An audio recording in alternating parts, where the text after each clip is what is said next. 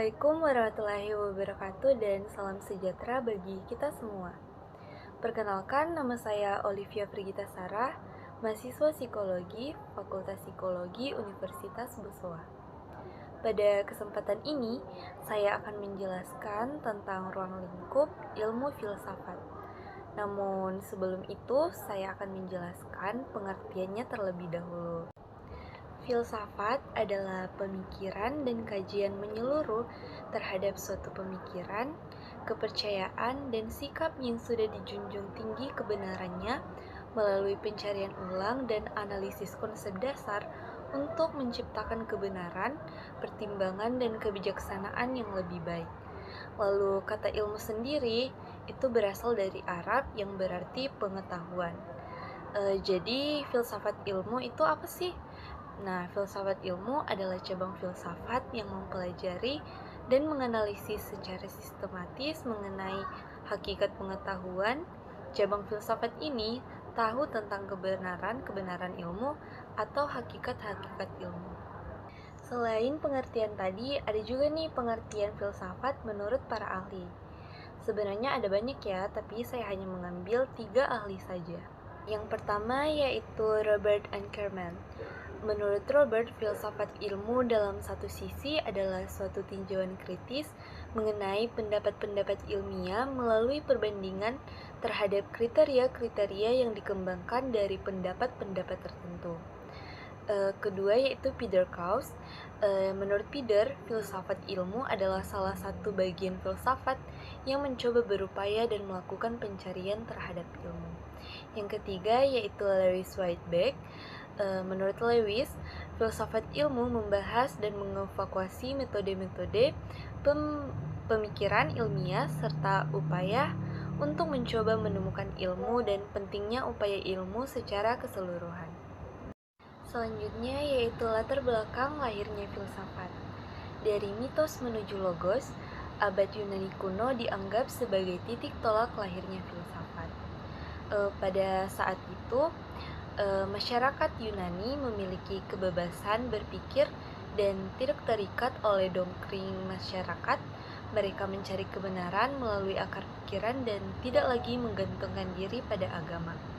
Lalu 4 hal yang melahirkan filsafat yaitu ketakjuban, ketidakpuasan, hasrat untuk bertanya, dan keraguan. Selanjutnya yaitu sifat dasar filsafat. Secara garis besar, sifat dasar filsafat ada 4. Yang pertama yaitu berpikir radikal yang bertujuan untuk menggali kenyataan atau ide hingga ke akar-akarnya. Yang kedua, mencari asas. Yang dimaksudkan yaitu menemukan sesuatu yang menjadi esensi realitas, dan yang diperlukan ialah berpikir rasional, logis, dan kritis. Yang ketiga yaitu mencari kejelasan. Kejelasan baik pengertian maupun kejelasan intelektual. Dan yang keempat yaitu berpikir rasional, berpikir secara logis, sistematis, dan kritis yang merupakan proses berpikir yang melibatkan penilaian yang matang dan masuk akal. Peran filsafat.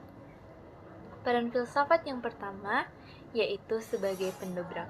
Ungkapan yang merujuk pada kondisi ketika intelektualitas manusia tertekan oleh tradisi dan kebiasaan. Peran filsafat yang kedua yaitu sebagai pembimbing. Filsafat sebagai pembimbing membimbing manusia untuk berpikir secara luas dan mendalam. Peran filsafat yang ketiga yaitu pembebas. Filsafat sebagai pembebas membantu manusia terhindar dari cara berpikir mistis dan membebaskan manusia dari kurangnya pengetahuan yang menyebabkan manusia berpikir secara dangkal. Ruang lingkup filsafat. Ruang lingkup filsafat adalah segala sesuatu yang berkaitan dengan pemikiran manusia, baik yang nyata maupun abstrak, dan bersifat komprehensif. Filsafat mempelajari metode berpikir secara komprehensif sehingga dapat diartikan sebagai suatu disiplin ilmu. Ruang lingkup filsafat menurut para ahli. Yang pertama yaitu Peter Engel. Menurut Peter, yang pertama yaitu ilmu mempunyai 4 bidang konsentrasi yang utama. Yang kedua yaitu pembenaran mengenai proses penalaran dalam ilmu. Yang ketiga yaitu telaah mengenai saling kaitan di antara berbagai ilmu.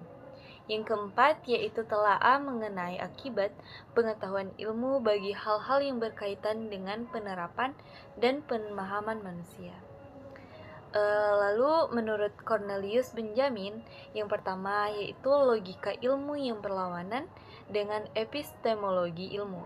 Yang kedua yaitu filsafat ilmu kealaman yang berlawanan dengan filsafat ilmu kemanusiaan.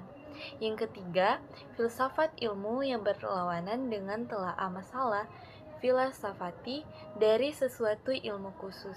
Yang keempat yaitu filsafat ilmu yang berlawanan dengan sejarah ilmu. Problematika filsafat ilmu. Menurut Van Fransen dan Hamergenau, problem utama dalam filsafat ilmu setelah tahun 60-an adalah yang pertama, metodologi. Hal-hal yang diperbincangkan ialah mengenai sifat dasar dari penjelasan ilmiah logika, penemuan, teori probabilitasi, dan teori pengukuran. Yang kedua, landasan ilmu-ilmu.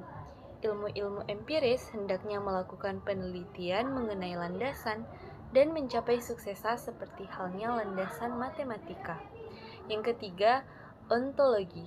Persoalan utama yang diperbincangkan ialah mencakup konsep substansi, proses, waktu, ruang kausalitas, hubungan budi dan materi, serta status dari entitas teoretis. 3 metode berpikir. 3 metode berpikir ini digunakan untuk memecahkan problema-problema filsafat, yaitu yang pertama, deduksi. Suatu metode berpikir di mana suatu kesimpulan ditarik dari prinsip-prinsip umum dan kemudian diterapkan kepada semua yang bersifat khusus. Yang kedua yaitu induksi. Suatu metode berpikir di mana suatu kesimpulan ditarik dari prinsip khusus, kemudian diterapkan kepada sesuatu yang bersifat umum. Yang ketiga yaitu dialektika. Suatu cara berpikir di mana suatu kesimpulan diperoleh melalui 3 jenjang penalaran, yaitu yang pertama tesis, kedua antitesis, dan ketiga sintesis. Objek pada filsafat ilmu. Objek pada filsafat ilmu ada 2, yaitu yang pertama material. Objek yang dijadikan sasaran menyelidiki oleh suatu ilmu atau objek yang dipelajari oleh ilmu itu. Yang kedua yaitu formal.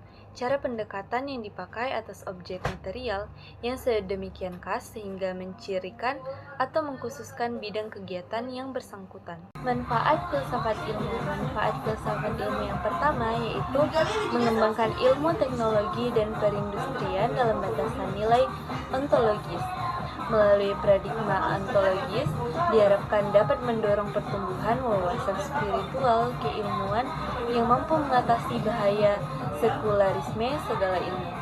Yang kedua yaitu menyadarkan seorang ilmuwan agar tidak terjebak ke dalam pola pikir menara gading, yakni hanya berpikir murni dalam bidangnya tanpa mengaitkan dengan kenyataan yang ada di luar dirinya.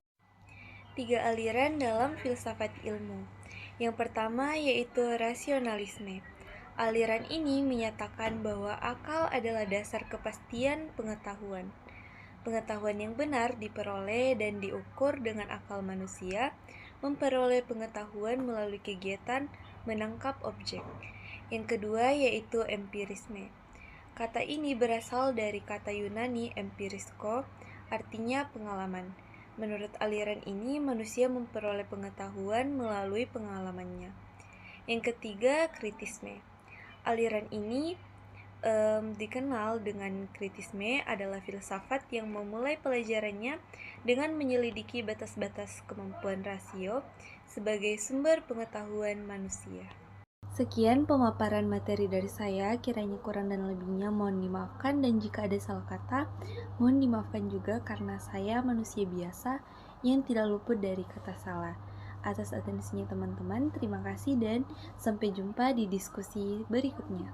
Wassalamualaikum warahmatullahi wabarakatuh.